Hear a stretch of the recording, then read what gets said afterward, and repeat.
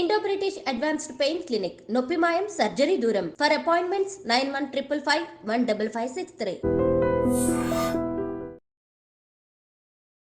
ధన్వంతరి నమః. Dear friends, నా పేరు professor doctor T Venugopalarao, Ojas Ayurvedic centre, Chikkadapalli, Hyderabad. Friends, ముఖ్యంగా చెవికి సంబంధించిన అనేక సమస్యలు చాలామందిలో మనం చూస్తున్నాం. దాంట్లో చాలామందిని ఇబ్బంది పెట్టేది, ఎక్కువ మందిని ఇబ్బంది పెట్టే ఈ మధ్య కాలంలో ఎక్కువగా మనకు చూస్తున్న ఒక సమస్య రింగింగ్ ఇయర్స్, చెవిలో శబ్దం రావడం అనే ఒక సమస్య.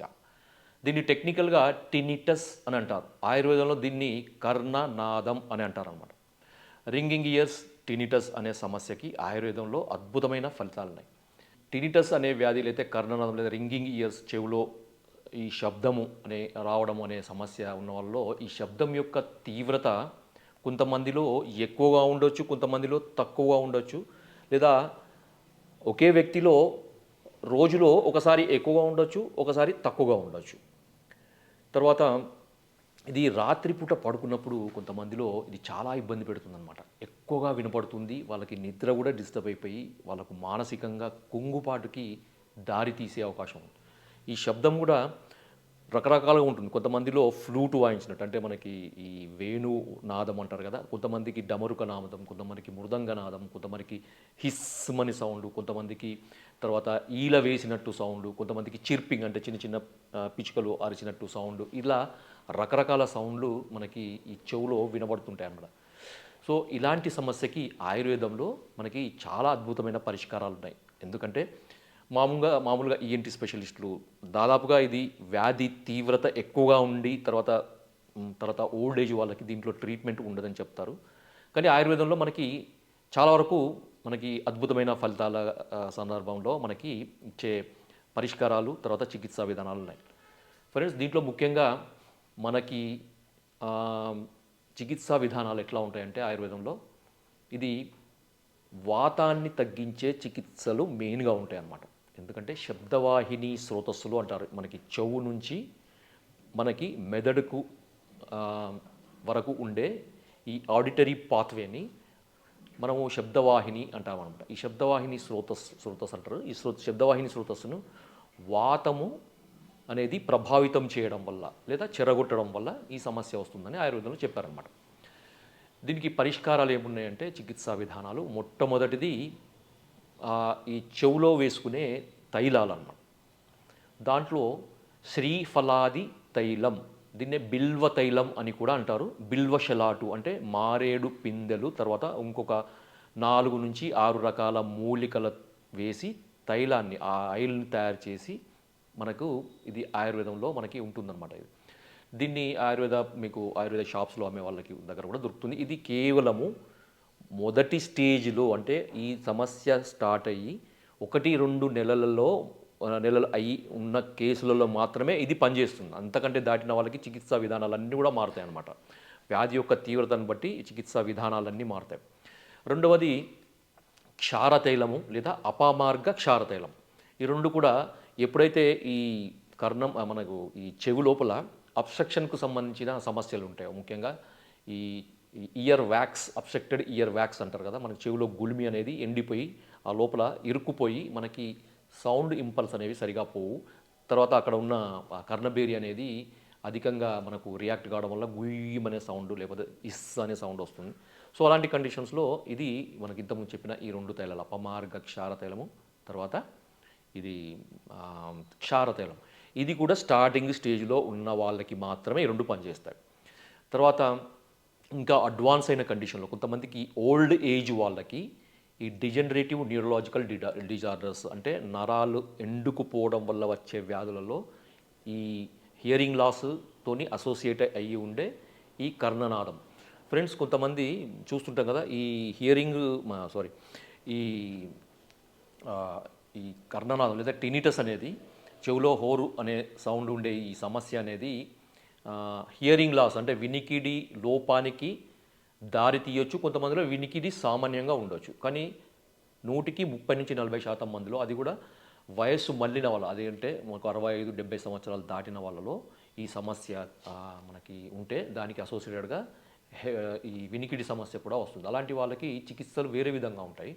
తర్వాత అంతకంటే తక్కువ వయసు ఉన్న వాళ్ళు కూడా తీవ్రతను బట్టి కూడా చికిత్స విధానాలు వేరే ఉంటాయి. దాంట్లో ఒకటి నేను చెప్తాను ముఖ్యంగా ఏంటంటే మనకు ఘృతపానం అంటారు. ఘృతము అంటే నెయ్యి. అది కూడా మనకి మూలికలతోని తయారు చేయబడిన ఆయుర్వేద వైద్యులు మనకు సూచించిన ఘృతాలన్నమాట. దీంట్లో ముఖ్యమైనది హయగంధాది ఘృతం. హయగంధ అంటే మనకి అశ్వగంధ. అశ్వగంధతో పాటుగా ఒక 20 నుంచి 25 రకాల మూలికలు వేసి ఒక క్రమ పద్ధతిలో శాస్త్రీయంగా మంచి ఆవు నెయ్యితో తయారు చేయబడిన నెయ్యిని హయగంధాది ఘృతము అంటారనమాట. ఇది కూడా వైద్యుల సమక్షం మేరకే వాడాల్సిన ఔషధం అన్నమాట. దీన్ని ఉదయం పూట పరగడుపున మనకి తీసుకోవాల్సి ఉంటుంది. ఒక 20 నుంచి 30 ml. అది తీసుకున్న తర్వాత ఒక 2 నుంచి 3 గంటల పాటు ఏమీ కూడా తీసుకోకుండా ఉండాలి. దీన్ని ఘృతపానం అంటారు. ఇంకా దీని వివరాలన్నీ కూడా మనకి ఆయుర్వేద వైద్యులు వ్యక్తిగత అవసరాన్ని బట్టి, వ్యాధి యొక్క తీవ్రతను బట్టి, ఈ రోగి యొక్క బలాన్ని బట్టి, ఆహార శక్తిని బట్టి మీకు సూచిస్తారు. తర్వాత లోపలికి వాడే ఔషధాలలో మనకి బృహత్ వాత చింతామణి అనేది క్రానిక్ అంటే దీర్ఘకాలంగా అంటే వ్యాధి యొక్క తీవ్రతగా ఎక్కువ, తర్వాత దాని యొక్క డ్యూరేషన్ ఎక్కువ ఉన్న పేషెంట్స్లో నా అనుభవంలో నేను ఇచ్చి మంచి ఫలితాలను పొందిన మెడిసిన్ ఏంటంటే బృహత్ వాత చింతామణి. ఇది కూడా మీరు ఎవరికి వాళ్ళు, నేను చెప్పాను కదా సార్, వేణుగోపాల్ సార్ చెప్పారు కదా మేము వాడతామని వాడొద్దు. అది వైద్యుల దగ్గరికి వెళ్ళి వాళ్ళ సలహా మేరకే వాడండి, లేదా నాకు ఫోన్ చేయండి మీ వ్యాధి యొక్క తీవ్రతను బట్టి. దాని యొక్క మోతాదు ఎన్నిసార్లు తీసుకోవాలి, ఎప్పుడెప్పుడు తీసుకోవాలి, దాని అనుపానం ఏంటి అనేది వైద్యులు మాత్రమే నిర్ణయిస్తారు. మీరు ఫోన్ చేసి కనుక్కొని మీరు దాని వివరాలు తీసుకోవచ్చు. తర్వాత ఇంకొకటి కర్ణపూర్ణం అని ఇంతకుముందు చెప్పాను కదా, మీరు చెవులో మనకి డ్రాప్స్ లాగా వేసుకునేది. దాంట్లో ఇంతకుముందు క్షారతైలం ఇవన్నీ కూడా చెప్పాను. తర్వాత ఇంకా కూడా తైలాలు ఉంటాయి మనకి ధన్వంతరం తైలం అని, తర్వాత మనకి మాష తైలము అని, తర్వాత ఈ ఇంకా రకరకాల తైలాలు మనకి మహానారాయణ తైలము, తర్వాత ఇలాంటి చాలా ఉన్నాయి మనకి. ఆ వ్యాధి యొక్క తీవ్రతను బట్టి, వ్యక్తిగత అవసరాన్ని బట్టి ఇవన్నీ కూడా మారుతుంటాయి. తర్వాత కొంతమందికి ఇన్ఫెక్షన్స్ వల్ల కానీ లేకపోతే ఇతర కారణాల వల్ల కానీ లోపల ఒక ఇన్ఫ్లమేషన్ లేకపోతే ఒక పచ్చిలాగా ఉంటుంది. ఇది పిత్తానుబంధ వాత వ్యాధి కింద మనం తీసుకోవచ్చు అనమాట. సో దాంట్లో పిండ స్వేదము, నాడీ స్వేదము అంటే స్టీమింగ్ అనమాట. ఒక రకమైన మూలికలను వేడి చేయడం వల్ల వచ్చే ఒక స్టీమ్ని ఈ చెవుకి తగిలే విధంగా చేయడం అనమాట. సో ఇలాంటి చికిత్సలు కూడా మనకి ఆయుర్వేదంలో ఉన్నాయి. తర్వాత నస్యకర్మ. సో ఇంకొకటి ఏంటంటే నస్యకర్మ అని ఆయుర్వేదంలో చెప్తారనమాట. నస్యము అంటే మనకి ముక్కులో మెడికేటెడ్ తైలాలను కానీ ఘృతాలను అంటే నెయ్యిని కానీ వేసుకోవడం అనమాట. సో దీంట్లో షడ్బిందు తైలం అని కూడా చెప్పారు. ఎందుకు అంటే షడ్బిందు తైలం కానీ లేకపోతే ఇంకా చాలా పంచేంద్రియ వర్ధన తైలం అని రకరకాల తైలాలు మనకి ఉన్నాయి. అవి వైద్యుల సలహా మేరకే వాడాల్సి ఉంటుంది. ఈ నస్యకర్మ వల్ల ఉపయోగం ఏముంటుందంటే ఈ నస్యకర్మ అనేది నేరుగా మనకి బ్రెయిన్ మీద పనిచేస్తుంది అన్నమాట. ముఖ్యంగా మనకి ఈ ఆడిటరీ అంటే వినికిడికి సంబంధించిన ఈ సెంటర్స్ ముఖ్యంగా మనకు మిడ్ బ్రెయిన్లో, తర్వాత ఈ అక్కడ నుంచి ఆడిటరీ కార్టెక్స్ మనకి ఇక్కడ మిడ్ బ్రెయిన్, తర్వాత ఇది ఆక్సిపిటల్ ఏరియాలో ఉంటుంది. నస్యకర్మ వల్ల ఉపయోగం ఏంటంటే ఈ నస్యం వల్ల మనకి దీని యొక్క ప్రభావం అనేది బ్రెయిన్ మీద ఉంటుందన్నమాట. ఎందుకంటే మనకి ఈ వినికిడికి శక్తికి సంబంధించిన సెంటర్స్ అనేవి మనకి బ్రెయిన్ స్టెమ్, అక్కడ నుంచి మిడ్ బ్రెయిన్ లోకి అక్కడ ఉండే కార్టెక్స్ ఉంటుంది, న్యూక్లియస్, అక్కడికి చేరుతాయి అనమాట. అక్కడ చేరినప్పుడే మనకి ఈ మనం శబ్దం వినగలుగుతాం అనమాట. అక్కడ కూడా మనకి ఏదైనా సమస్య ఉంటే ఈ నస్యకర్మ వల్ల మనకి ఆ సమస్య కూడా మనకి పరిష్కారం అవుతుంది. కాబట్టి డియర్ ఫ్రెండ్స్, ఎంతోమందిని ఇబ్బంది పెట్టేది, తర్వాత కొంతమందికి మానసికంగా కుంగుబాటును కలుగజేసేది, తర్వాత వాళ్ళు ఇతర వ్యక్తులను కలవడానికి కూడా సంకోచానికి గురి చేసే సమస్య అయిన ఈ టినిటస్ లేదా కర్ణనాదం లేదా ఈ చెవులో హోర్ అనే సౌండ్స్ వచ్చే ఈ వ్యాధికి ఆయుర్వేదంలో అద్భుతమైన పరిష్కారాలు ఉన్నాయి. కాబట్టి మీ సమస్యను ఆయుర్వేద వైద్యుల సమక్షంలో మీరు దీనికి సరైన ట్రీట్మెంట్ తీసుకొని ఈ సమస్య నుంచి బయటపడవచ్చు. జై ఆయుర్వేద.